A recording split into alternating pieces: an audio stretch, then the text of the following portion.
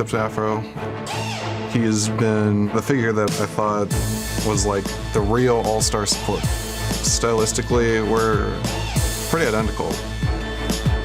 Playing against Matt feels like I'm playing against a younger version of myself, to be fair. I'm trying to get it right now. This is something you probably should write down. It's within our sight now. So I'm ready for that fight now. Never to see me throwing that white towel. I don't think CLG is exactly adapting the best that they could. They went to the finals of an international tournament. To go from that to a losing record in LCS, that's pretty lame. We already beat them like in the season, so I think we'll have more confidence than we usually have. I think I remember it being a really winnable set back when we played CLG in week 2. We should take them down. Let's go, let's go, let's go, let's go, let's go, let's go, let's go, let's go, let's go, let's go, let's go, let's go.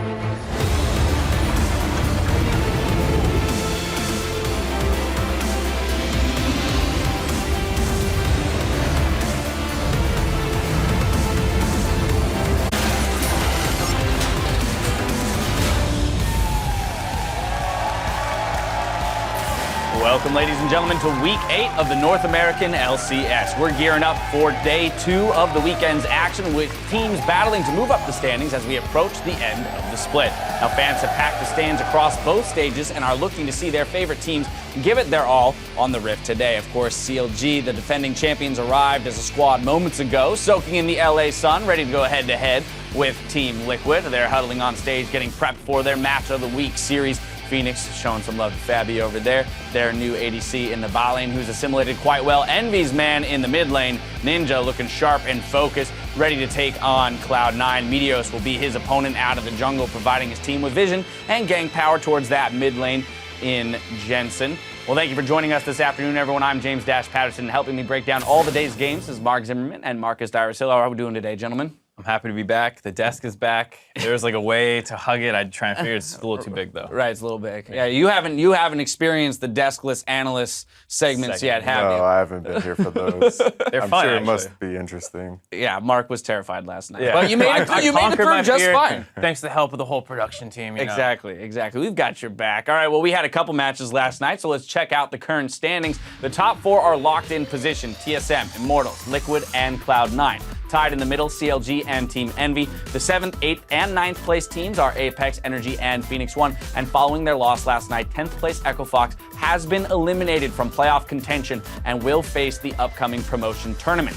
Now let's check out the games in store for us today. Over in the Battle Theater, we start the day off with a bout between Team Envy and Cloud9, followed by Apex taking on Immortals. And on NALCS 1, be sure to check out the Match of the Week.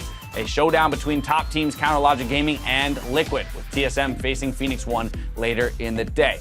Before we get into anything, I want to talk about a milestone that we've got on the horizon. Doublelift starts the day with 962 kills and is quickly approaching the 1,000 kill mark. Now, he would become the first player in the North American or European LCS to cross the 1K threshold. So today, we're kicking off Doublelift Watch. And I have to ask, do you guys think he can do it in just 4 matches remaining in the regular season? That's a minimum of 8 games.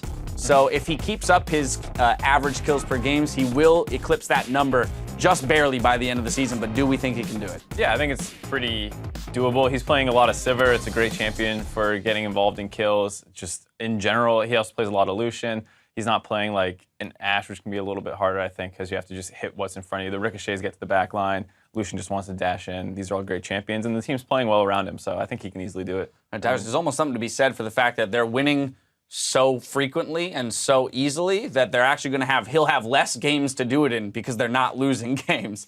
I mean, it kind of depends. They could really play around it if they wanted to, because they are already in playoffs, so it doesn't really matter. But if they keep playing like they do, he'll probably get it anyways. It's not like an impossible task. I think it's pretty reasonable. Now, with Doublelift, I feel like it's an eventuality, so it will probably happen, and soon enough. Now, this does set our 2 top teams on somewhat of a collision course, as they will be playing each other in our final week of play. Wild Turtle happens to be sitting behind the Doublelift with only 61 kills needed to also hit that 1,000 mark. So, I mean, for me, I'm just kind of hoping that he doesn't hit that mark until that series. I would love to see both of these players kind of gunning for that 1,000th kill within the series. Turtle's like, I need 15 this game, and Double's like, I need 4. Like, that's I mean, yeah, definitely a battle for hey, Turtle. taller order for Turtle, but this definitely still possible with the dominant run that Immortals has been putting up recently. Right, I think that showdown just beyond the 80 carries is going to be an amazing one to watch. Pobelter's basically established himself as the number 2, it seems like, being a huge part of Immortals' team, not just being the kind of solid rock in the mid lane, but actually taking over a number of games. And Bjergsen's obviously the focal point for TSM, so seeing those two clash will be great. All right, well, with TSM and Immortals already locked for playoff buys, the 3, 4, and 5 slots are up for grabs and in our noontime games today. So first up on NALCS 1 is our match of the week between CounterLogic Gaming and Liquid. The last time these teams met, CLG emerged victorious in a 2-1 series after dropping Game 1. Smithy put the whole team on his back, grabbed Player of the Game awards in their 2 consecutive games that they won against Team Liquid. Last time they played, Week 2. Yeah, and it was a little bit different of a TL. Like, Dardoch had just come fresh off a suspension, basically, and they were still playing with Piglet, so it'll be a very different Team Liquid that is playing today, but also CLG looks like better than they had looked around this time frame when they were playing against Team Liquid. So I think both teams have improved a lot, and it's going to be a very interesting matchup. Yeah, so given these changes, Dyrus, for example, the fact that, Dardoch and Fabi have now been with the team for a little bit longer, but also a resurging CLG. What are your thoughts on this matchup and how it might play out today? In my opinion, since it's getting closer and closer to playoffs, CLG is definitely like putting the pedal to the metal, while Team Liquid is getting more and more used to their team being together, especially without Piglet. It's kind of interesting to see Fabi in the LCS for me, because he's the kind of guy who's like gatekeeping all the people from Challenger, and now you see him here in the LCS fighting against CLG. Yeah, so this will be a big matchup for both of these teams as we have that race towards playoffs. Now, meanwhile, over on NALCS 2, you can catch another battle between 3rd and 5th place teams, Envy and Cloud9. When they met in Week 4, C9 swept Envy in back-to-back games, so a little bit more decisive from them. But again, Envy struggling on the back half of this split, and C9 has had a tumultuous season. They've had great-looking games and then some pretty awful-looking ones to go along with it. Right, and the most interesting thing is the somewhat downturn that we've seen from Jensen. He's been solo killed in a couple of matchups against players who you wouldn't think are traditionally like the kind of solo kill type players. They're not super dominant in lane, and so Jensen needs to have a good return to form these last couple of weeks to really push C9 into that top 3, top 4 spot and avoid the 5, 6, what the matchups that they want. And yeah, I think that's the big thing to look for. So last time that these two teams played, Jensen played Cassiopeia both games. He got a lot of help from his jungler and support. So it might tie in a little bit with what you're saying, especially given the fact that he's had a bit of a downturn. Do we expect a lot more focus going into that mid lane, helping him out there against the likes of Ninja? I mean, Cassiopeia is kind of one of those champions where she can push in lane and just help out the jungler and vice versa. So I think it's just one of those picks where it scales really well and just, gets all the stuff done besides the fact that she's immobile. All right, well, then what about on the side of Envy? Because as this team has been struggling, what is the win condition that they need to get back to? What are the elements that were successful in the first half of the split that haven't been successful here in the second half? Some of the stuff I think is hard to fix. Like, Lisandre's just banned like 100% of the time against them now, which was a very powerful flex pick in the early part of the season. But I do think they tunnel a little bit too much on their flex picks. They're putting the Karma all over the place. Mm-hmm. They have Trundle going. And it's sometimes I think you just need to go with something that's stable and simple, and like a Victor. You see Victor is just such a strong champion, and Ninja sometimes ends up on these like weirder Kassadin picks when it's really like just get a wave clear mid that he's going to be safe on, and let Seraph and maybe some other players try and take over. Almost outplaying themselves with how large their champion pools are. We can play so many things, and then it's like you could just pick the good one. But you don't need to. Right, yeah, exactly. You don't need to sometimes. Well, yesterday we went over some 6.14 patch notes, and I want to touch on this again because we've got Dyrus on the desk. So my question to you, Dyrus, is what is going to be the highest impact change from 6.14 in your opinion? For objectives, I think that the Cloud Drake is pretty up there since it's been doubled. But one of the things to watch for me is really Ryze and Taliyah, because Taliyah has been an up-and-coming pick, and Ryze is kind of in a question mark zone where you don't know if he's going to be really OP or not because of the new ult change. Right. And as for the rest of the champions, the biggest thing to look out for is Sona, because Sona is extremely overpowered. And you were telling me earlier today about the tournament patch and the live patch. There was a hot fix for Sona. Exactly, yeah. As of yesterday, we mentioned this as well. But currently on live, Sona has been hotfixed to bring her power down a little bit from her release state on 6-14. That effect is not in on the tournament realm, so she still sits in that very powerful position. We saw her played yesterday, and we kind of saw what those buffs to Sona can Have fun do. siesting under your turret, buddy. That's where you're going to be. She will push you in constantly, so she definitely is a big pick. We'll see how many of the support players in the North American LCS have bothered to pick her up for this week. But now with those matches and the end of the season push in mind, we want to open up the conversation to you at home on Twitter. Connect with us by tweeting at LOLesports using the hashtag LOCKIN and tell us which NALCS team fighting for the playoffs will benefit the most from patch 614. Hit us up online and we'll share some of your responses later in the show. Now, tickets have gone on sale for the World's group stage, so now's your opportunity to book your trip to see the best teams from around the globe compete for international glory. Check out lolesports.com/tickets to snag your seats. Mark your calendars because groups happens between September 29th and October 9th in San Francisco, California. And a special announcement for LA locals. Next week, the LCS kicks off on Friday at 3 with Immortals and TSM facing off in a battle for top playoff seeding. Now, the top of the table showdown has been moved into the battle arena to accommodate more fans, and a limited amount of tickets are now available on lolesports.com/tickets as well. So go check that out. That is going to do it from us here at the desk. So now it's time to send it over to the casters to get us into the games. Thank you very much, Dash. I guess I better grab some tickets. Hello, everyone. I'm Rivington Biz in the third, and joining me on the cast today is fellow Pokemon Master Aiden Cyrene Moon. Man, got my 4th Dragonite. I'm ready to go. We're gearing up for match number 1 in the Battle Theater, along with this Dragonite. It's Team Envy taking on Cloud9. A battle to surely please all. Cloud9 are currently sitting in 3rd place, but haven't looked as strong in recent weeks. Yeah, Cloud9. Watching. Exactly, right? Cloud9, they don't need to worry too much about dropping out of playoffs, but the lack of consistency from this veteran team is a bit worrisome. Like, they looked great in their win against CLG, only to get smashed in the next 2 games and lose the series against Apex. And we saw games where Jensen, the mid laner, he was getting solo killed in lane by Keen, but then he got a pentakill in the very next game with Malzahar. So this is just a bit of that inconsistency that we're seeing from them, where it's just the variety. He can get solo killed, other times he's just popping off, needs to find that place where he's grounded and he's still bodying people. But of course, C9, we talked about them. They don't have to worry too much about playoffs, but they do still need to lock in their spot. If they win here, and then Apex loses to Immortals, which is the next match, Cloud9 will secure their playoff spot, so this will get them one step closer with a victory. They may have to fix some things if they do want to look at those top teams, though. Exactly. That's the thing, is you can beat teams below you in the standings, but if you ultimately want to win and go to World, you have to be able to end up beating everybody. And Cloud9, they dropped out in quarterfinals last time, so in order to get those championship points and get up there, they're definitely going to have to climb. That's right. Meanwhile, on the other side of the rift, Team Envy are trying to hold on to their playoff position following a string of defeats in the past couple of weeks. Yeah, Team Envy, they are also looking inconsistent, especially around the mid lane as well, where Ninja, he continues to do everything he can to win the game or die trying. Yeah. Picks like Cassidy and Tom Kench have also been thrown in the mix here, and they haven't been helping Envy as much as they have hoped. And you do have to give credit to these guys for experimenting, but this late in the split, it's a different beast. When Immortals experiment, they already have their spot secured. They're just fighting for number 1. But here, you can't afford to drop any games if you're Envy. Experimentation may be a little bit of a backfiring thing here, and you should go with what has worked in the past, which they've actually started deviating from. You're right. We saw it was very strong in the beginning, and Team Envy have cooled down since the start of the split. And Ninja explains their recent losses have been a catalyst for change. 솔직히 NRG 때 경기는 진짜 팀 실력의 10%도 못 했다고 생각하고, 그리고 내부적으로 되게 안 좋은 일들이 많이 있었는데 NRG 경기 끝나고 그런 부분들이 많이 해결됐어요. 그래갖고 팀 분위기도 많이 달라지고 원래 실력대로 다 잘한 것 같아요. 확실히 분위기가 많이 다시 돌아온 것 같아요.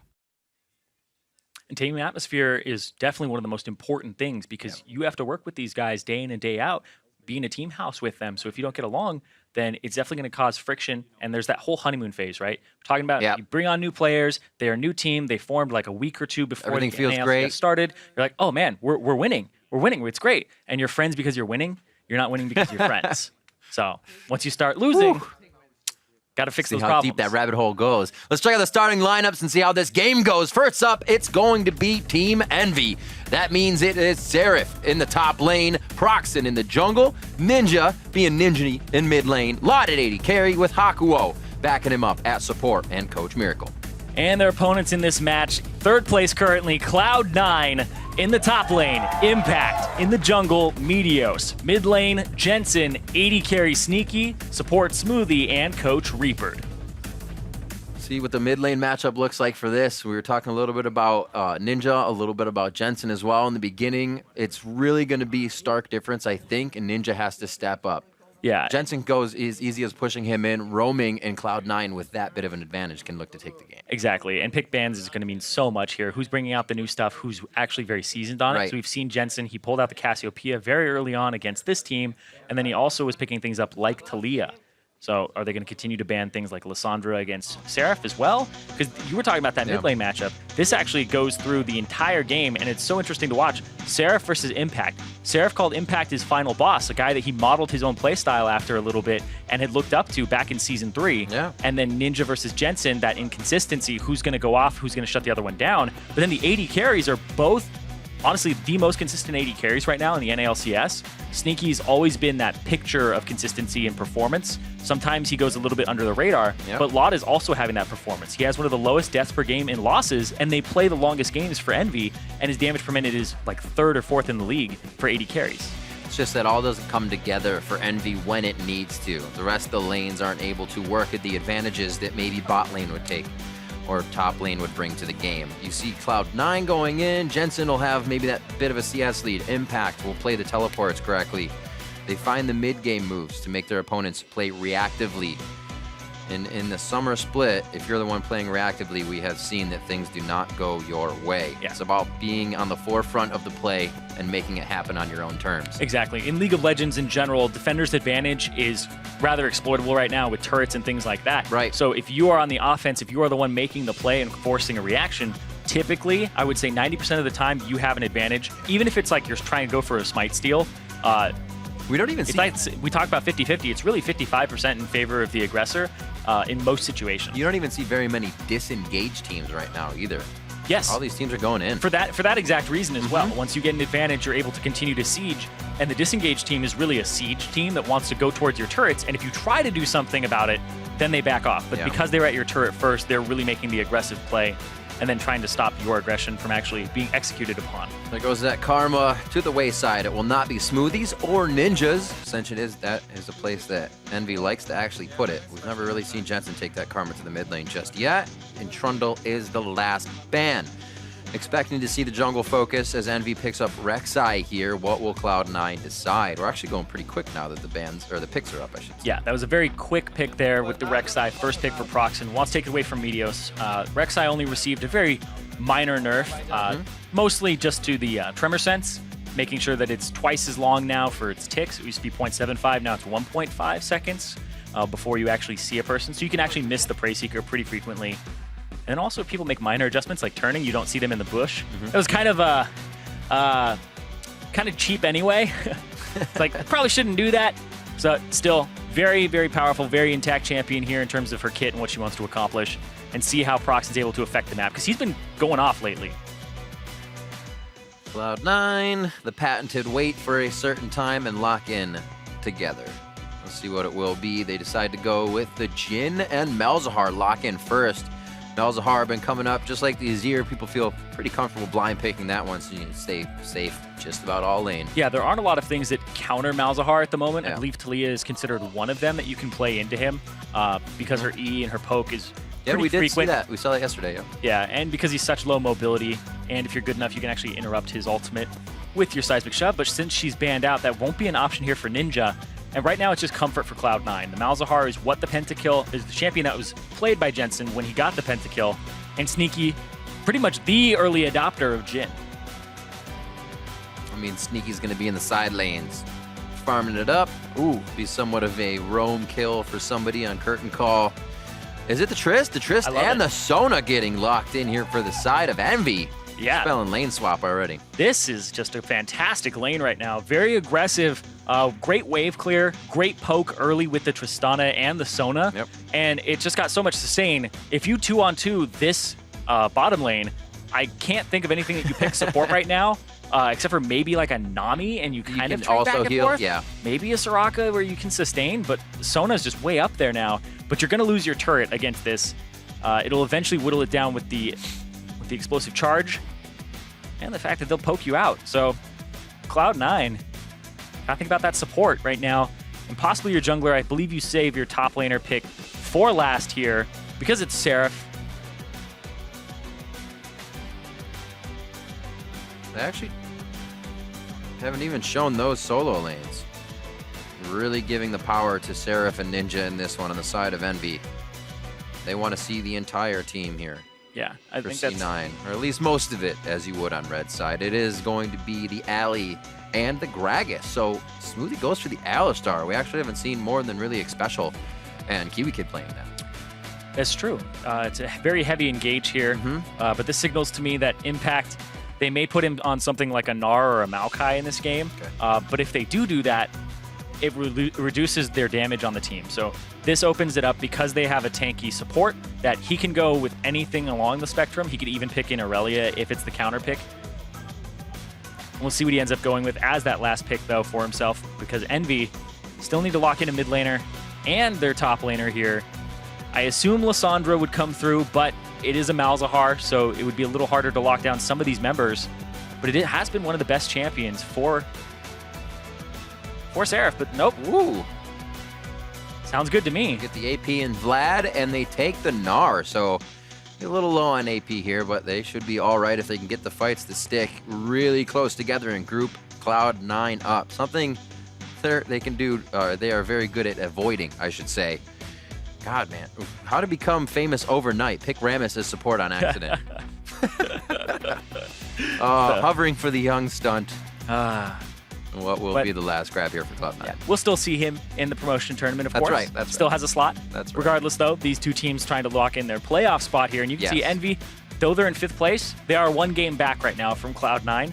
And they want to win this so they can even up the tiebreakers. Cloud9 won the previous one, and there you go, the Aurelia. Because they have a tank in the jungle and on support, frees up their top laner, play some damage here.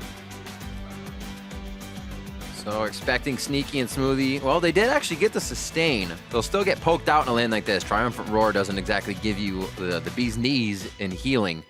So they may have to find themselves in a 2v1 lane matchup here. We'll see how Proxen takes to the jungle. We've seen him on very heavy damage junglers lately. Takes himself to Rek'Sai. Can still get the job done, but more help for the team in the side lanes here. Yeah, we're seeing a little bit more Tiamat jungle Rek'Sai recently. Yeah. Increases that clear time drastically.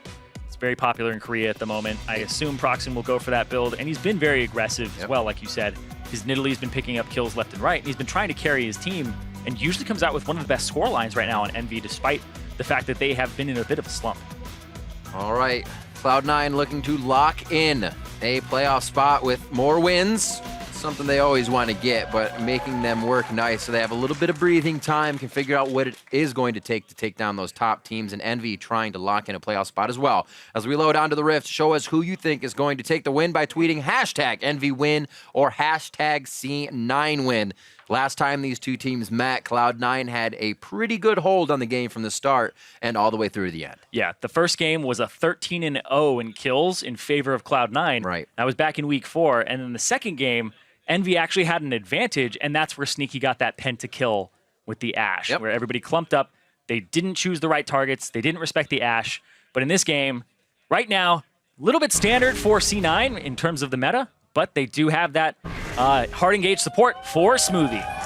Let's see how it happens. Envy and Cloud9 on the Rift. As they make their way out, we will see Laud and Hakuo tunnel towards that bottom side. They'll say, we'll take a matchup in that form. Jhin to Alistar. It doesn't look like Cloud9 are going to want it.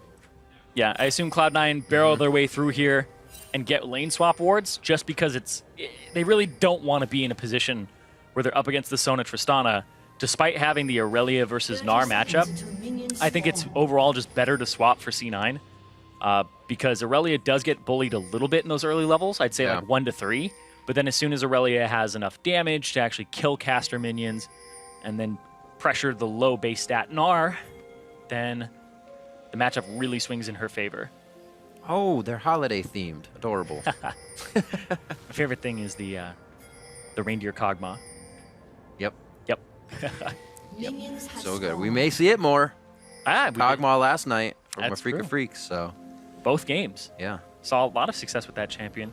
But the problem is, we saw it last night. Don't know who's been like playing that a whole bunch. Is very strong with the Wits End first. Just gonna have this but not in this game. Era of when people start choosing things. Just doesn't work out. Yeah. Everything looks like. We also remember this was good the entire time. All right, so the lanes will begin in a non-standard fashion. Smoothie's gonna go ahead and be a little reckless here and see if he can trouble Seraph and Proxen. Gets there a little too late. And the smite on Wolves makes that much easier for them. Little different here. Yeah. In terms of the start for Envy's bottom lane. They actually went to the enemy jungle to check, and they said, okay, well, guess we're doing Gromp. Easy piece. So Impact's gonna stay with Seraph will try to soak up some CS in lane. Hasn't gotten anything for himself. Impact did trade something for Krugs. Or not trade, but get one of them.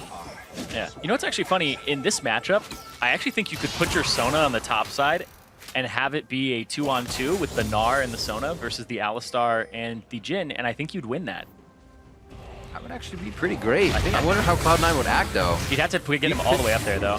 Tristana always is going to push, right? Yeah. So you're going to have somebody that could maybe gank her. So as long as Lod stays safe, I like that idea. They're going to teleport out, though. Just keep it safe. Yeah. Only thing is you have to worry about the dive. It would be the 4-on-2 dive if you have your jungler on that side. That's. But the thing is, Gnar likes to stay in these lanes and just kind of get some CS with his boomerang. He wasn't able to accomplish it this time. And has to use a teleport to get to the other side. Didn't really help his jungler with his route either, but Rek'Sai, not really too much worse for wear because of it.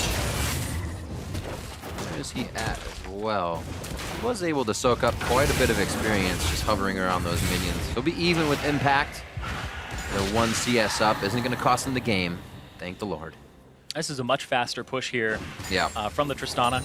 I believe they'll go down maybe 10 seconds earlier. We'll have to check, depending on how long they actually hold it for their top laner. Yeah, the minion wave. Actually, it'll be actually very close because of the fact that they want to freeze the wave on the bottom side. So they just wait it out. So Impact's going to nicely get all that as he goes to bounce the wave. They'll actually get a really nice bounce on this too. Yep. They decide not to fast shove it. The other option there is that because you have Tristana, you put pressure on the other team. And you just go ahead and shove all the way down the lane, but they decide not to fast push it. It's kind of Envy style anyway. Envy don't take a whole lot of risks in that form. The only time they ever take risks is around the team fight phase. Right. They love the team fight. But it's always that 40-minute team fight. A little too close for comfort. He'll be able to heal it up as Ninja tries to use his Crimson Rush on cooldown. And Jensen staying quite safe under his turret. Pushing him in, denying a few CS could be a way that Ninja starts to catapult the rest of the lanes if Proxen doesn't have to help him. Whew. The above 90 vote, though. There is a curse. C94. That's insane. That's really high. That's a very big percentage for one team. Yeah, Cloud9, this support may lead them to that third place if they win this, and then the next match ends up with Immortals beating Apex, which may have the same type of fan vote or probability as that. They would secure playoffs today. I mean, and maybe it can go further than that. Usually we don't see teams have too good of a situation trading members back and forth. They're trading, I'm sorry, subbing members in and out is a better way to say it. But Cloud9 really didn't seem to falter in that sense. We've only really seen, we'll go to SKT with EasyHoon and FLICKR, where they could easily back and forth, not have to worry about it. But now if they have Smoothie, how much farther can they go now, solidifying that support in this position? Yeah, it's always maybe even higher than that. How much practice time are you splitting? Exactly. Now that they're dedicating practice time, the more you practice, the better you get. Or I guess I'll put it this way: nobody ever got worse by practicing more, because not everybody gets better with practice. It depends on the practice. Is that all tilted practice, though, at some point? Oh, boy. Impact. At the highest level. It'll be good at the bottom. Second tier on that top side, however, is about to get some love. They'll decide to back off, actually. Yeah, not interesting, even not with the Trist. Yeah, this is what they were able to do on the previous one, but they didn't go for that either. Yeah. And now I believe Tristana just runs down mid lane. You have a push advantage. I think that you bring your AD carry support straight down mid. You get this middle turret. And look at that, Jensen's just getting pushed out of this lane. They leave that top wave up. Still push back to him, I guess. But yeah, you're right. Jensen's not having any fun here. Hemo Plague flash forward. Crimson was not up. So he doesn't get that extra hit. And Jensen is safe. Sneaky and Smoothie there to actually help him at the right time. Flash is down. Ninja had to expend everything in that engage. What are they doing? Hey, Laud has been running around the jungle the last few seconds. It's like Sona ran through the jungle, Laud walked up and then walked all the way across the back of mid, and now he's going straight down to the bot side. So wasted a lot of time there. I believe like they could be on the mid turret right now causing pressure, and when you have a ranged support, the early stages of the game against an Alistar before he has the ultimate, it's just such a great situation to be in, and you can pressure that. You can pressure that turret, you have one more person to put auto attacks on it, and they chunked out Jensen. So I feel like it's a bit of a missed opportunity there. Now they're just shoving the side waves in, and they're just giving 2 waves of experience, 3 waves of experience over. So they're farming 3 lanes right now, whereas that top lane has nobody getting experience in it for Envy. Yeah. And that's just a net win right there. So you give them, right they gave Cloud9 way too much credit on what they could have come back with on that Jensen engage. Laud and Hakuo maybe should have felt more comfortable coming up into the mid lane here, but C9 kind of dodge a bullet on that one and losing the mid turret. It seemed like, as you said, the 1-2-3 was the outside kind of project that Envy was going for. They slow down their projects, they come back for the Ocean Drake, so having that's not too bad. And Prot Ninja will keep that lead in mid lane. Yeah, and so whenever you get an objective, you can look at things retrospectively and be like, okay, this is what they were setting up for. They're giving Impact these waves right now for the Dragon, because they shoved it all the way up, they shoved out bottom. So they said, okay, you go ahead and farm these waves, we'll get them eventually, but we're gonna take a Dragon in the meantime. So now Cloud9 are a little bit stronger than Envy, but Envy will equalize it back once they pick up the waves. But it's just a shift in power, it's the fluctuation, it's the ebb and flow. Makes Sona's job much easier. It's true. Everybody sustain with me. So the CS lead in mid, as you said, Impact cleaning those waves up in top, 39-15. And now Seraph's about to get his fill. Should be able to clean up most of these and get himself back up. Looks like that Bomby sent her first buy for Proxin, as with the Tracker's Knife as well. So not as much damage for him as we would have expected.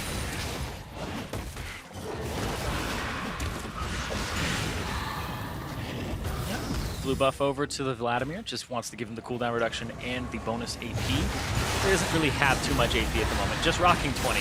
Yep. Go tanky first, and the little guys! Trying to hide, he's trying to hide behind the turret. It doesn't work! Yeah, the W from Malzahar, it's actually really strange because one of the worries when Malzahar got reworked was that because his ultimate now has the null zone on it, the little part at the bottom that does percent HP, that him doing the Baron would be slower. I think he's actually just as fast because he gets so many Voidlings. And then they just walk up and they even tank it for you. And then his Voidling harass is just really far up there, and it puts a lot of pressure on the enemy. So overall, it doesn't seem like he lost too many tools in his kit, and in fact actually gained a bunch. Definitely does not make it easy CS against.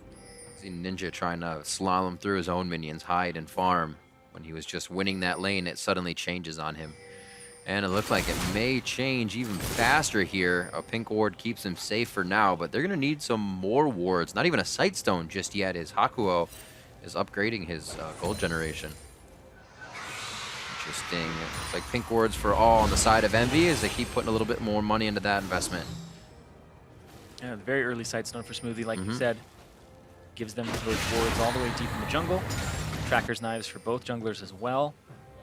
And because the map is so wide open after a lane swap, getting those early Sightstones is actually very favorable because there's just so many parts of the map that the enemy could be in, including your own side.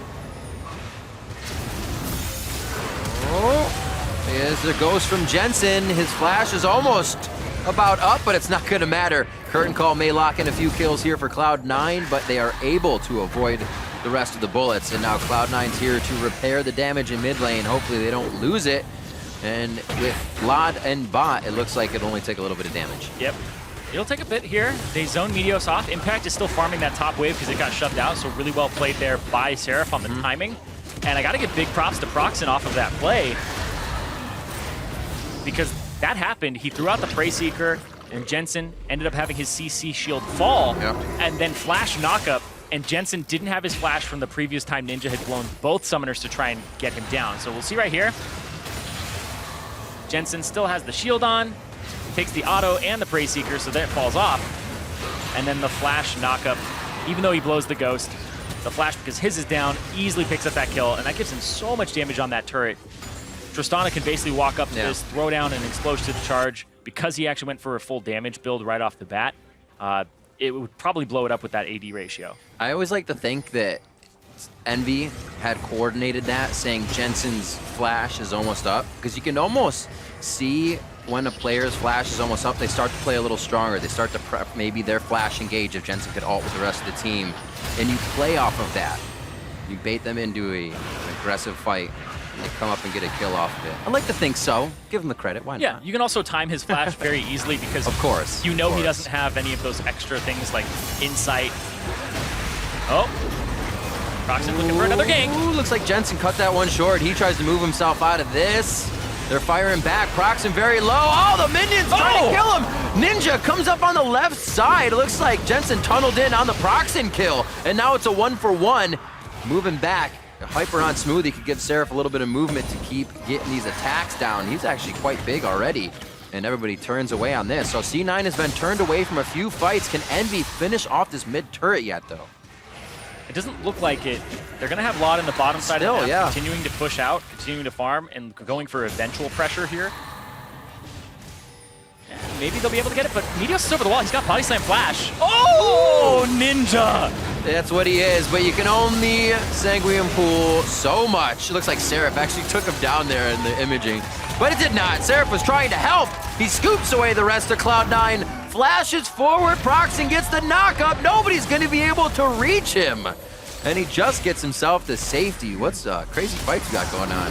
Yeah, they knew that Sneaky was there. They saw him walk up through a ward a long time ago. They're finally going to bring Lot to the mid lane and look for a flash.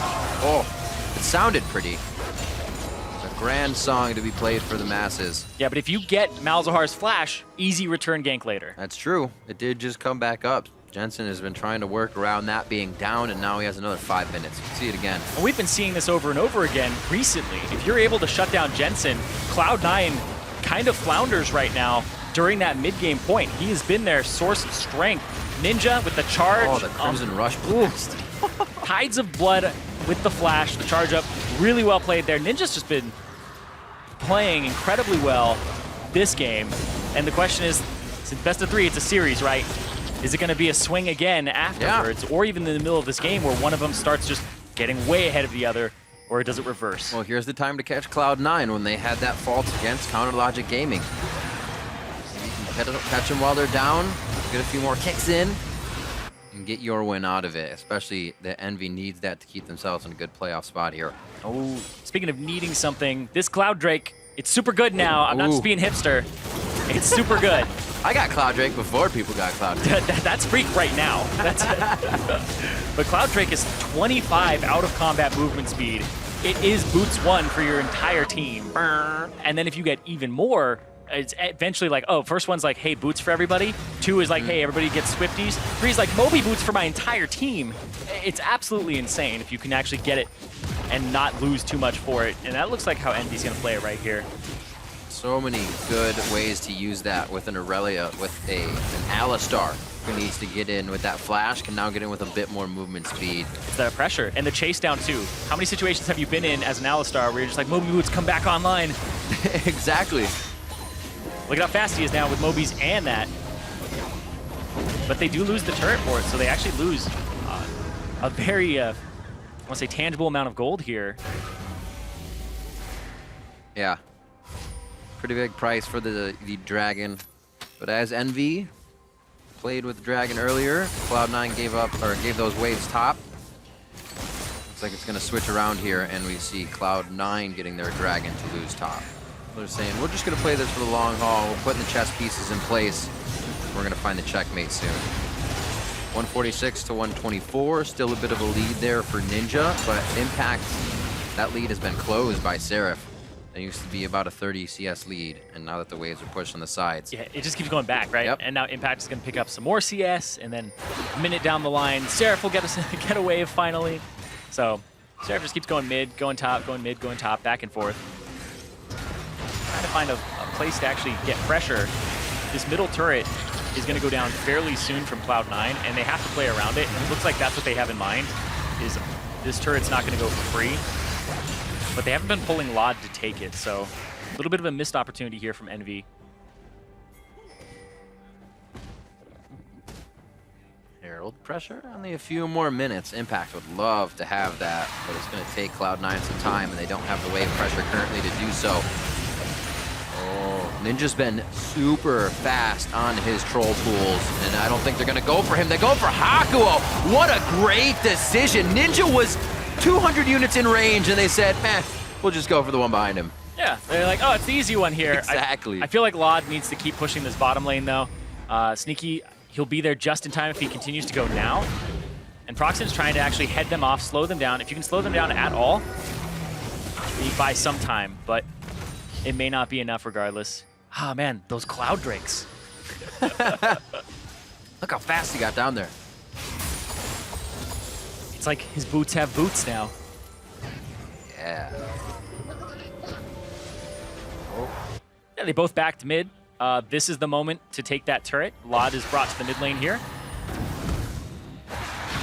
Clear it out, walk up, explosive charge. I don't even think you need the minion wave, but Smoothie's there now, so you do. Throws it on, and that's going to be the turret. Finally. They've been chipping at it for quite a while. It's got to feel good to get that down. A little extra money in the pocket. Oh, yeah. Plus 1,700 for Ninja and 1,100 for Lod right now. Yeah, it's that big middle turret. That's the big thing. Once you get it down, it's much easier to get that tier 2 in the mid because it's so close. Yep. But then you also open up the map and you're able to get much safer wards on the enemy jungle, both the left and right sides. Something that's going to matter, Zyrene, is if Envy can make it into playoffs, it's what do they do in the mid game? Can they start to shore that up and not give teams as much breathing room? Because the top teams will take complete advantage of that, and if Envy has control, the opposing team will take it back. Exactly. We've talked a lot about how Envy have had leads in games against teams like Immortals, like they could close it out, but then they struggled to do so at the very end.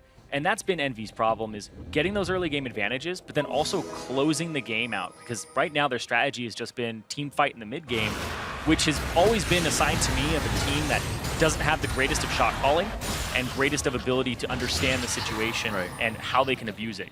Because they've missed a lot of opportunities about this game, and we've seen it many times now where they could have put pressure on their opponents and be proactive. So if they want to contest and actually go to Worlds, like that's the ultimate goal of this team, is to go to Worlds, they need as much help as possible because they don't have championship points from the previous split because they weren't in it. So they really have to step up. Over to Herald. See if we get a fight here. And it seems like in those instances, with Seraph calling shots, we know he's been a good shot caller. He's done some crazy stuff. Great steal. Can't be picked up, though, by Envy. Cloud9 has to do that. They're popping it up. They're like, quick, get it. Wait, we can't. No. They're stopping Meteos from getting it. Yeah, they are. So they're going to pop him up if he comes over. And there it goes. So that's how that happens. The age-old question, does it fade away, has been answered. Oh, so great. But yeah, as we were saying, Seraph kind of has these calls we know have been good in very tight situations, but it seems like that's when those calls peak for him, is when the game almost is out of control, and then Seraph has this grand idea that makes the team look like a shining diamond as they fly for the Nexus and get it to go down after many, many attempts. Seems like they have to get to that moment, though. Yeah. It's too scary. You can't put yourself in the danger zone just to get a win. That's not the way it should be. 20 minutes in, Rift Herald, a bit of back and forth where he despawns for Baron, and nobody becomes a winner in that. Basically what happened this game. Yeah, exactly. We're still pretty much tied up, 33,000, about 34, 232, but there's really, the gold lead isn't telling much here. Yeah. Very back and forth. Yeah, Jensen getting a little bit more CS, but he's still down about 1,000 gold right now in that mid lane. And that's where this advantage is mostly coming from. That and the jungle.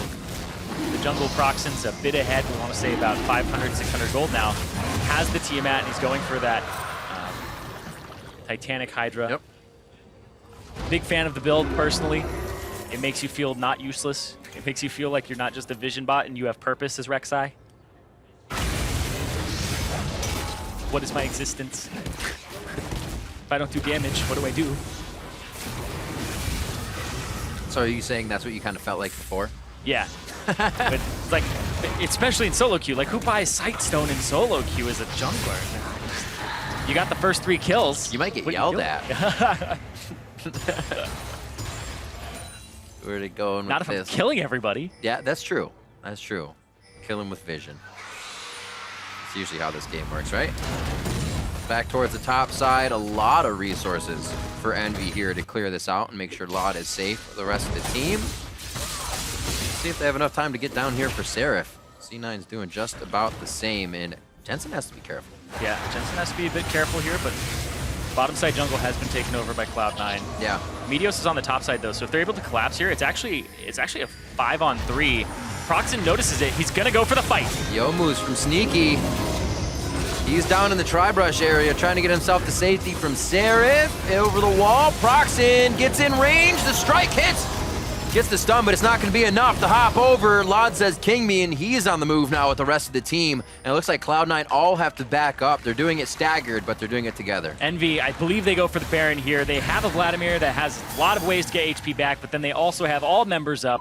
Meteos, he stole the Rift Herald. Will he do this? We'll see, because they're going to start it. Not a very normal instance for Cloud9. They're usually on a play they're dictating. They have the team come across, and they would have taken Envy there and taken them down. Envy on the top of the play, and now possibly with the Baron. Meteos already with 1 steal, probably feeling good to go in again. The team is spreading out quite a bit. Laud's in the back of the Baron, taking a whole heap of damage. Baron goes down, and so does Jensen with both summoners as well. What a spread fight. And now they're going to be on to Ninja. He may go down for his troubles. That's a blue buff that Impact's looking to pick up, and he will not get it. Blue buff for Sneaky. Yeah, and that's 2 down right there. Middle turret wide open now for Cloud9. They have Sneaky and Meteos both here. Clear out that wave quickly and get onto that turret. Laud is going to have to clear it out, but you do have Smoothie with a flash. If Laud walks too far forward, you can't put the pressure on him. But nope, they respect it. Despite the situation being a 3-on-4, Cloud9 back off with their 4. Envy really putting their foot down. Saying Baron is a possibility. Maybe a little too aggressive, greedy on the Baron, but this play led to some good things. Yeah, this was Cloud9 being completely out of position, puts themselves in a 5-on-3 situation.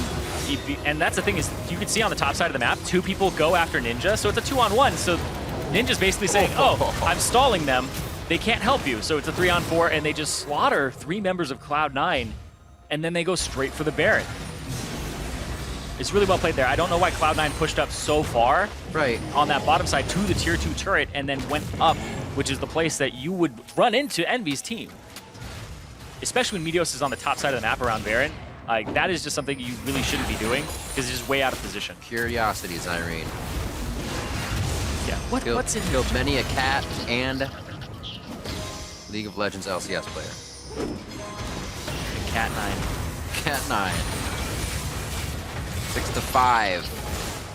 Not too much bloodshed in this one, but it looks like everybody has their head on straight to play for only the maximum of the fight. Can the turret go down? All right, we'll back off. We saw how long it took Envy just to take mid, and they were actually very patient about it. Cloud9 seemed to lose a bit of patience in that bottom lane, and it cost them.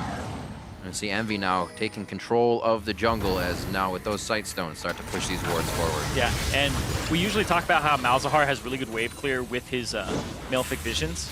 And it's actually not that good against Baroned up minions because it has to kill one to transfer to the next. So it fails to kill the first one, and then it just really, you wait for the next cast of it.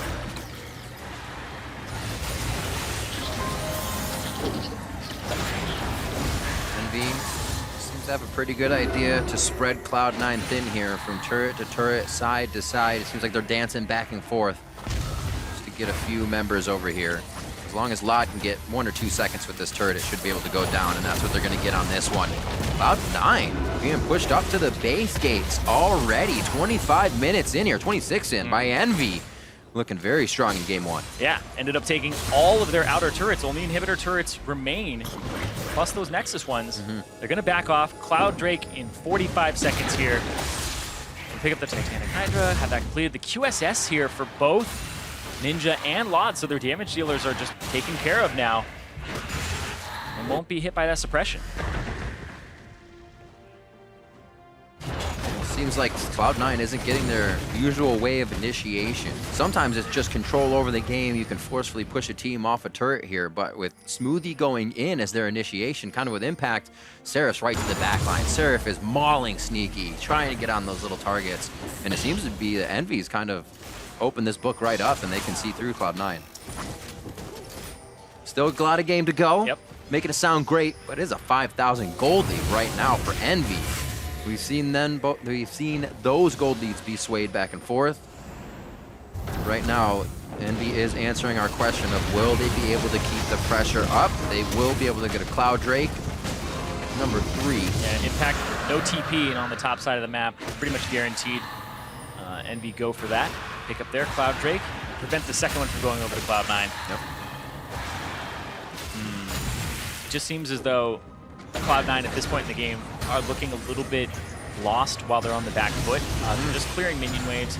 They're trying to keep the pressure away from their base. And the ultimate goal needs to be stall for maybe an item spike here. Yeah. But they need something like an Executioner's Calling to come in on Sneaky before they can really go after Ninja in these fights. Because they did build QSSs, which will stop your build up to more damage, just briefly. So like you can basically think of 2,600 gold of this lead was spent on that, just some magic resistance, which means nothing to Sneaky. I was also thinking about how those affect Jensen and the targets he can actually go for now. Yeah, he's going to have to go after somebody a little bit squishier. Speaking of squishy, though. That looks great for Cloud9. If Seraph can be taken down Seraph at this the final point, boss. His final boss is coming at him real big, and there's the hit from Smoothie to get a little gold in his pocket. And an unexpected turn of events there as Seraph walks a little too far forward. Yeah, but topside, they already have all their members here from Envy except for Ninja, and that's going to make them back off. Seraph wasn't able to buy enough time. He was able to stall and maybe even turn Mega. Basically, it was a game of seconds there. If he was able to transform, throw them against the wall, maybe get a stun, get some extra HP, then it would have been a great situation for all of Envy, but he fails to do so. Not able to actually outplay Impact there. And doesn't get away. Seems like Cloud9 figured it out. They say slow things down. Let him come up to the base. We can get a few picks for ourselves here as Impact roams around. And they just kind of wait out Envy. Not much came of that Baron other than the bottom turret, right? The bottom second tier. So it almost looks like Envy's going to need another one of those to make it further into the base. Cloud9 is starting to put up some strong defense. Especially if solo members are going to be starting to get taken down around the map. Yeah, I feel like Seraph could have fought that a bit. A lot of Nar's damage comes from just actually auto-attacking. When he flashed away, he put himself out of Aurelia's range. When she uses the Q, she still has a decent cooldown on it.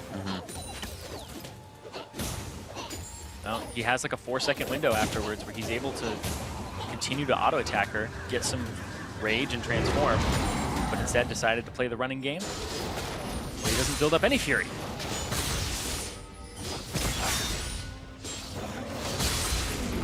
It's kind of hard to run from Ryomu's Ghostblade, but he does have the Frozen Mallet and Hyper. And now everybody's kind of setting up for the Baron now. That's the next play here for both teams. It's the right one, too. Titanic. And the dead man's up for Proxa now. He's moving a little bit faster on top of his Cloud Drake. Zanya's for Ninja. Everybody looking good now. Like you said, it's going to be time for Baron. 30 minutes in. Cloud9 finally able to leave the doorstep of their base without the worry of Envy taking down an inhibitor now. And both teams towards the end of the split finding a bit of shakiness. Need to shake that off, if you will. Be able to come away with very strong wins to be able to look at the top teams here in the league. The gold lead in Envy's favor doesn't show anything now. 6-6. And it doesn't seem like they can do anything. Kind of just back and forth, they yo-yo around this Baron favor. Meteos looking for a play. It's going to be tough to take down Big Seraph. Little Seraph, not so much. How much focus do they put? Ninja to the back line, cleanses immediately. He'll be quite safe, and they get Seraph down. Impact runs out. Meteos as well, and Ninja's going to be the focus now. They're almost spreading themselves too thin, but they get a few members in now onto Sneaky, and that's some good DPS down. Jensen too low to get back into range. In a scattered fight, Envy finds himself coming out on top position-wise. Yeah, but they have a gigantic wave on the bottom side. Rotate towards this wave. Don't let them clear it out. And then you find yourself... Oh, he found him. Give him a little poke. Yeah, saw him with the ward Listen to earlier. this. Stop that back. Make sure you get damage on this turret. Law's gonna be able to take this really quickly, and they're gonna get right on that inhib. Oh, that was patience from Envy. It seemed like Cloud9 was finding their way back in, a way to fight Envy and take them down systematically. They may be biting off more they can chew. Envy Hakuo goes down, Impact dives to the back. That means Lod only has one jump, and that one jump was to his grave. Proxon's now into Impact. They're only trying to buy time to get Envy off, and Waves pushed here, and Ninja. He's gonna pull out, but they should dunk him quite soon here. There's another jump from Impact. He is getting huge in the result of these fights. Exactly, 5-1-2 for Impact right now. Absolutely insane. That might be Baron for Cloud9 as they rotate all the way towards it because it's 40 seconds on Ninja, and he has no way to be a part of this fight at all, and they only lost their support. Oh. Up, secret mission, Project Inhibitor. This should be good. One back. See if they steal enough. Void Rush. I mean, if he wants to get crazy, is there a tunnel? No, he doesn't. There's one up there. Oh, there is a tunnel. Impact's like, no, squish. He's good. No chance. Save it. No chance whatsoever. Cloud9 right back in it. That will help quite a bit. We'll see this fight again. Smoothie goes in for the engage, immediately backs off. Impact gets the kill with his Blade Surge, so he has another one for Lot. You saw how highly that chunked him right there. And I honestly think it's beneficial for for Impact that he got knocked up there because it gave him enough time not to be too fast with his Blade Surge and got another Trinity Force proc. Because if you just go Blade Surge, your first one has Trinity Force, your second one doesn't, and then that second one blew up Lod. Oh, another Cloud. The third of the game. It's been a cloudy day. But no more will spawn for Cloud9. Or for Envy. See how they do with that. It's going to be hard to catch Cloud9 in these fights now. A bit of area of perseverance that you can use by Hakuo to get some speed in. But other than that, Envy's been trying to run away from these fights now. Maybe kind of wishing they had a disengage comp at this point. Yeah, that's true. They do have that Song of Celerity, though. They'll be able to run a little bit faster. That's thank you. It's actually non-decaying now, which is kind of insane. Most movement speed increases, like Karma Shield and stuff like that, decay very quickly, rapidly. And this is just whee! It doesn't even trail off. Like, she doesn't say anything. She doesn't. That's true. That's true. Only you can hear her summoner, but we're not summoners anymore. That's right. Sad day. Retconned, but still alive. Gold lead slowly closing in a much different approach to this game as Cloud9 are being pushed in. Usually we see Sneaky being the guy who's cleaning up all these side lanes, being the one to come over, do a curtain call, and close out a fight on Envy. But he's been sticking with the team. They need the power. There's a really good fight potential here that Envy has been using, and Ninja hasn't been afraid to flash in and get it started. Yeah, speaking of getting it started, Seraph, he's looking for a fight now because he's not on that top side. They want to pop his Meganar, and Impact is going to put pressure on this top turret. He's going to be able to crush it down, too. Just destroy this. He has a Youmuu's. Yep, pops it off immediately. The team as well, filing over in a single line formation. They won't even need him. Just about 10 swipes at the turret. They're pinging on, so this could be a Nexus turret eventually if they let these super minions get in, but it's already going to be Impact backing up. So Cloud9 says we need to play a yo-yo defense, try not to engage. There is teleport for Impact if things get crazy. The yo-yo defense, I like it. Meteos, once again, body slam and flash back, both back up. To help with those boots. Every time it's been up, he's been trying to make a play. You can see 1-0 and 7, very high kill participation right now.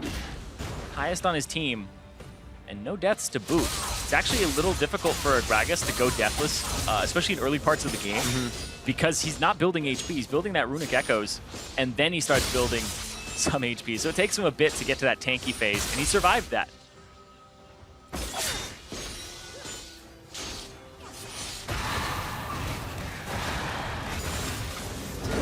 A lot of patience in this game from both teams in these little moments that we have the lulls. I mean, it's like 1 or 2, all right, that's it. We actually have to back off. 1 or 2, all right, now we'll back off again. Yeah. Usually Cloud9 would be able to take a game of this condition, kind of run away with it. Yeah, but it's Jensen got behind early on. Remember all those flashes that he had as well in the early game. It put them behind, and they had to claw their way back from a 5K deficit, which is now 2,000 gold in favor of Envy, just barely. And also speaks to how Envy is doing as well. That's the thing that's really just baffled me about Envy is as the season progressed, they still maintained the slowest game time in the entire league in wins and losses, which means that a lot of the times their wins, they're just stalling and waiting for that perfect moment, and then it happens, and they don't know how to close it. But that also means in their losses, a lot of them they're winning, and then they don't know how to close and they lose, or they're getting all the way to the point where they're stalling so much against their opponent who's winning. So no matter what, Envy just play long games, and it just seems to be the style of League of Legends that they play. Like we said before, it almost, against some teams, like a TSM, like an Immortals, you fall into a danger zone. From 30 minutes on, those guys are incredible at fighting, incredible at controlling the map, and the game only gets harder. Did you say 30 minutes or 30 seconds? Yeah. Because right out of the gate, they have been the most proactive team in the entire league, both TSM and Immortals. And that's why they're at the top of the standings, because teams still play like this, where they aren't forcing the issue. They aren't actually going for those plays where, oh, he's top lane, he's going to have a 4.5 second teleport. Right. Let's kill a guy in 4.5 seconds, and let's go. Let's blow those flashes, and then have that engage. It's going to be one of those for Cloud9. If they get a good fight soon, it's going to be straight down to the Nexus. Envy has been whittling away at C9, and now it's a fight for the inhibitor that's back up. And that's that question for Envy is you had a 5K gold advantage and you still were like, okay, it's not the right time. Now you only have 2K, and this is the situation you're left with. It's forced to be the right time. When is it the right time to actually go for these plays? This has to be the time, because it's never going to get better than this. You're going to approach 6 items, and then everybody's going to be on equal footing. Yeah. To say that, definitely a few items that can be put in the hands of Lod that can make him carry a little harder, but he's got a ways to go. Approaching the base at 1,600 gold still.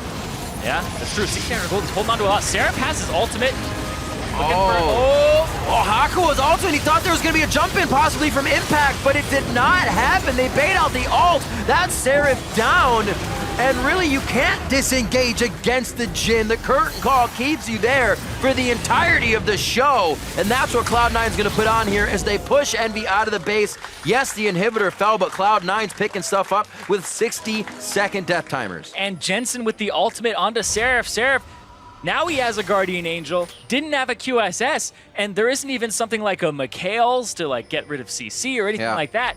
So that's going to be C9 just pushing straight up the mid lane. They can go for Elder if they want, and they pull off right now, or they can work towards that Baron, back, get themselves some wards in the area.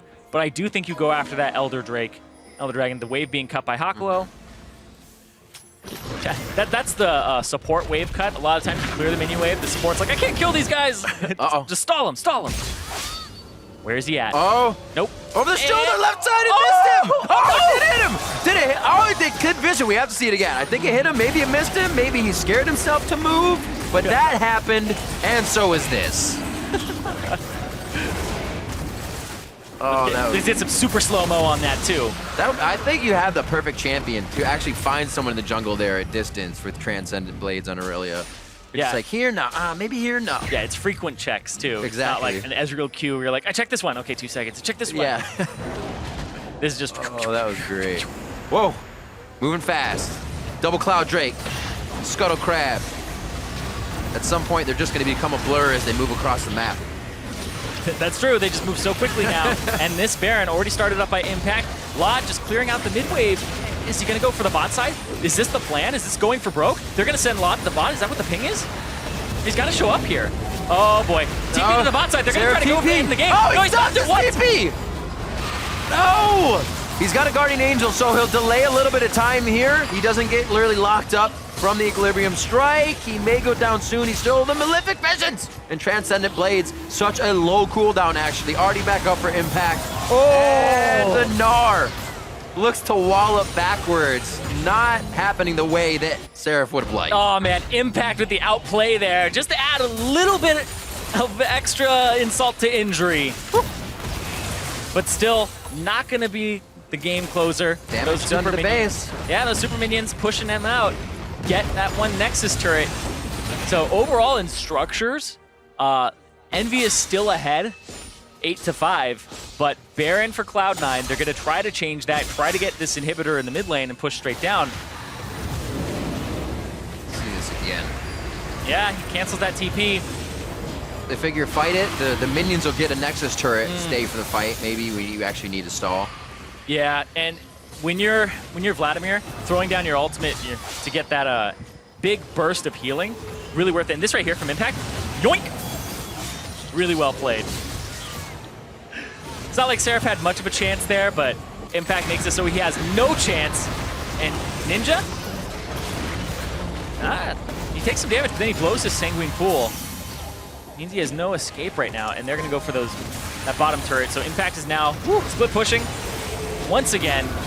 The gold graph on this map, up and down, up and down. Now 5,000 in the lead for Cloud9, and you see the dominance they're trying to put now. Once they're in the base, then they go for it. There's no waiting on the side of C9. Hakuo goes down as well. Ultimates aren't even being used as Envy tries to get back. There's one out. Ninja's thrown down Hemoplague, but it's not going to be enough. Sneaky's almost able to solo him out, and a 530 damage crit on the last shot changes Ninja's mind. Meteor says, let's have a drink. And Ninja says, I don't do that. And he's like, of your blood. Oh my, the healing. It's missing HP, but it's not going to matter. Cloud9 are just going to end the game right here and show the difference between third place and fifth. That was the one.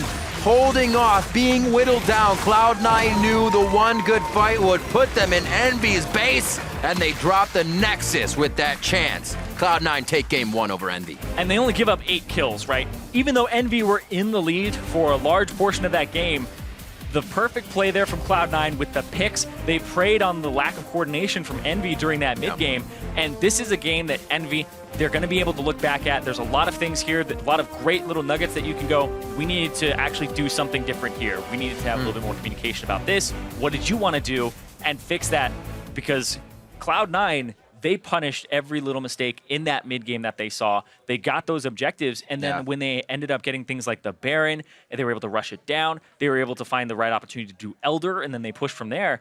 So Cloud9 looked for the stall, and they weren't punished enough during their mistakes. That stall is a really good way to make things the other team does not worth anything. Like, you wasted how long trying to take this Rift Herald?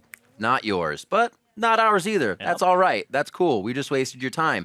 Come to our bot lane. We'll get that top lane pushed and then waste your time as you go to push that top lane. Cloud9 just kind of, it seems like they understand what's going to happen ahead of time, but it also doesn't help Envy that they're almost falling into it. They play right into everything. The big thing for me is Impact had such a large effect on this game because he got the split push and then keep joining back and forth. Large CS advantage for himself, around 60, and that's because he got the push out, and then they didn't engage on his team when they have some engage tools to do so. It's a little bit harder than you would like it to be. You're looking at 4 members of Cloud9. Right? But you still have like a way to engage with Flash Sona ulti, to get your Gnar in there, and they still never went for those opportunities. So Impact was pretty safe to split, and it made all the difference in this game. We'll see if we saw Ninja in the mid lane too do very well. It couldn't kind of snowball to the other lanes. We'll see if something can come together for Envy. Next game as Cloud9 takes game 1 with a comeback win. We're going to hand it back to Dash, Mark, and Dyrist at the desk. Thank you very much, guys. Yes, Cloud9 wrestling back a victory here against Envy, who got themselves out to a pretty decent lead through that mid-game.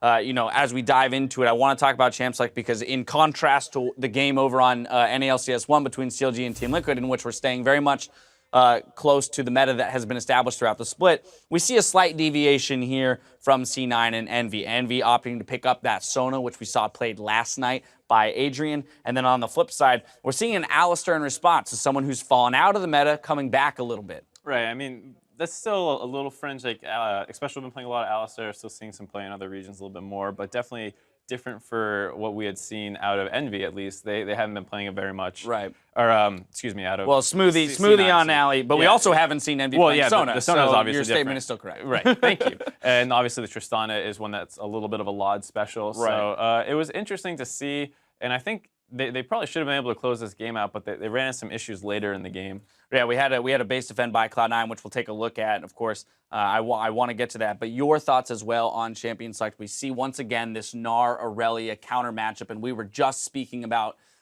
in reference to the other game that it's really tough right now to be solo laners on the blue side, especially given that Gnar Aurelia top lane meta, because it's almost impossible to come away with a blindable pick in the top lane that you're going to be super comfortable with. It seems that most of the teams for the top laners have come up with the solution that it's not so much about the matchup anymore, but more about what they give to their team. And the win conditions kind of change a little bit. It seems like all the NAR players kind of like have a way of dealing with Aurelia, but not super effectively, while the Aurelia players just kind of have the slight advantage, and that kind of plays into everything. But other than the top lane matchup, one of the bigger things is the support picks, how Sona is still really, really well, she's just really OP this patch. And Alistar is still being picked because he just abuses immobile champions in general. So even though he's not like super, super meta, like he's still a champion that works, but not like to like the most efficient level. It's just player It's definitely still a playmaker, right? You can always rely on an Alistar to make and engage happen for the Flash team. Headbutt Pulverize is still a very scary combo. There you have it, and we might be able to see it in a replay. But before we get to Cloud9 replays, I do want to take a look at the lead that Envy established for themselves coming in 22 minutes into the game. 3-for-0 in the bot lane, plus a Baron off the back end of this. C9 was kind of rotating through the jungle on an invade, got split up here. Right, Sneak ends up going around the backside, bumping into Gnar. Here, there's a pretty good chain CC combo from Hakuho and Proxen onto the duo of Impact and Smoothie. You see Sneaky right there getting finished off, and then they get the next one here. And surprisingly, they're able to run all the way topside and get to the Baron from that play and get that one as well. So huge swing in Envy's favor. Even though they were actually doing pretty well so far that whole game, and the biggest thing was surprising to see Ninja kind of dominating Jensen in the mid lane. I think that matchup isn't supposed to go that bad, but we saw an early 6 on Ninja, and he starts pressuring like behind the turret on Jensen, and he kind of was just playing super aggressive the whole game. And it was very surprising. Envy on your screens now as they're discussing the loss, what should have been, as you mentioned, probably a win based on the lead they had accrued for themselves and the way they were playing. So it might be a tough one to stomach. We'll see what they come back with here in game 2. Darius, did you have something you wanted to mention on the back end of that? I wanted to come back to the point of the Gnar Aurelia thing. In that last clip, you saw Gnar kind of just pick off Sneaky. Gnar is just one of those champions that is just really hard to deal with alone as an AD carry. So both top laners are really brutal against specific AD carries and can chase them down really, really well. Right. So an example in a team fight where the Gnar would be in range form would be more of a kiting, focusing the closest target. And once he has mega form, he turns into a super team fighting champion. So as long as he farms out the laning phase, he seems to do more for his team, but Aurelia seems to be the better split that's pusher. speaking to those win conditions that you're talking about in terms of, okay, we might not get the right, the perfect lane matchup, but we're at least going to pick the champion that's going to feed into our entire team's win conditions and strategies. So with that Baron, one would think the Envy has all the tools they need to close out the game. That's not the case, though. 31 minutes into the game, Cloud9 base defend here at the bottom inhibitor turret. 3-for-1 off of that Alistar engage, so still able to make plays even low health. Right, they're able to basically blow up that Sona. When Sona, like the longer she lives, you saw when Adrian was living those fights, the auras just that keep coming out, the low cooldowns is a huge, huge benefit for your team. And when she goes down that early, she's not able to do that. Ninja juking around for a while. Ninja duked a number of body slams. There was one in the mid lane where Meteos came over the wall from Raptors while he was harassing Jensen under turret, and he immediately pulled that one as well. So it was a very good reaction time from him today. Right. One of the biggest factors of that fight was Gnar wasn't there until the very end. Right. I think that's kind of the thing is teams tunnel when they're trying to get like that last inhib, like finish it and get out, and then the other team's like, all right, we'll engage on you when you step forward, and that's kind of what happened. There's another fight once again. It was a 4-for-0, I think. Yeah, it came later in the game. Right, and then they run down mid. It was always a kill, like a big fight win, bottom inhib, then C9 runs across the map and gets some stuff done. And it happened to the point where C9 starts winning the actual game. Right, capitalize on the couple made fights that they were able to create. Now, player of the game is going to impact 8-1-6 on Aurelia. In that solo lane matchup, was able to put quite a bit of pressure down, and then within the team fights with the carries, right? You are threatening now that Tristana because of how fed you are. Right, I think Darius did a great job pointing out the difference between the two. Aurelia wants to go in there and basically assassinate a carry, like we saw him, or not even a carry, even the support is good enough sometimes too. He got the Sona that one fight. Being able to do that, as well as we saw a couple solo kills on the Gnar. Not necessarily solo kills, we saw Smoothie come in and help, but to have that pressure in all points of the game is super important. Yeah, with Aurelia's kit, she has very good CC and very good gap closing, especially with some people maxing Q first some of the times, but the thing about Aurelia and Gnar is if either one of them get fed, they can just go off in the game. So I think that's one of the reasons why they're okay with blind picking. Yeah, I think the 66% kill participation is an interesting statistic because it does, to a degree, speak to the amount of pressure he was providing in the side lanes, right? Sometimes we see, 89% kill participation. That's a high number. 66 Still nothing to scoff at, but definitely does kind of tell the story of the game where at times he has to play that 4-1 split push and put the pressure on. Other times he's got to play the assassinate on the backline. Well, game 2 between Envy and Cloud9 is coming right up. Stick around for a few quick highlights as we go into the break. Another look at League's newest odd couple.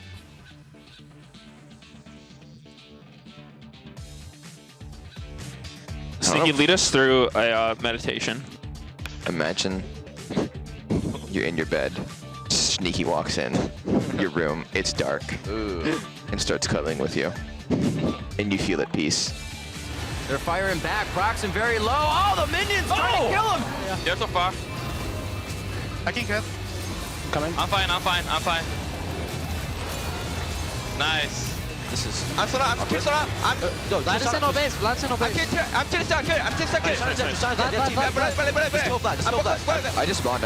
Okay. We have Sneaky. For the entirety of the show, and that's what Cloud9's going to put on here as they push Envy out of the base. Sneaky coming. Help Sneaky. I got you, Sneaky. Live, my son. Cloud9 take game 1 over Envy.